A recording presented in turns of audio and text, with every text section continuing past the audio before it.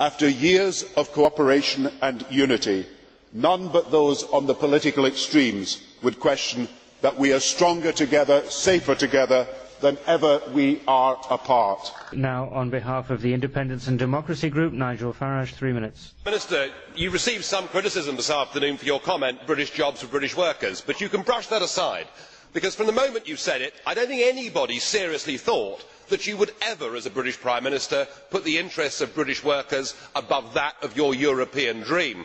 And my goodness me, you showed that this afternoon. It's just a pity that apart from UKIP, virtually nobody seems to have bothered to turn up to listen to you. No, you're very popular here. You're very popular indeed, because within a few days of the Irish saying no to the Lisbon Treaty, you had rammed that treaty through the British Parliament, and you've done it breaking a specific... You see, I said you were popular. You did it breaking a specific manifesto pledge that you would give the British people a referendum on the constitutional treaty. Shame on you, Prime Minister, for doing that. You have devalued democracy in our country. You have devalued the trust that voters have got in you as a British Prime Minister. But of course we know the reason why. The reason why is that we would have voted no. You said in your speech that none but those on the extremes oppose European Union. Well, that may be right amongst professional career politicians, but a clear majority of the British people want us to have friendship and free trade with the European Union, but do not want to be members of this political union. You cannot continue against public opinion to build this European Union. If you do it against the will of the people, you are storing up enormous social and political problems for the future. Please, please, let the peoples of Europe decide their destiny. Don't have it done in parliaments like this and parliaments like Westminster. It won't work. And as far as the economy is concerned, you've told us that somehow you're the economic guru.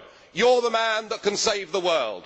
Well, I remember very well your first big act as Chancellor, when you sold 400 metric tonnes of gold on the world's exchanges at $275 an ounce. At today's valuation, that would be $10 billion higher. But it isn't just the fact you got it wrong, because we can all get it wrong. It was the fact that you announced in advance how much you were going to sell and on what day you were going to sell it. It was an error so basic that the average A-level economics student, even in these educationally devalued times, wouldn't have done. To add to that, you've destroyed our private pension system.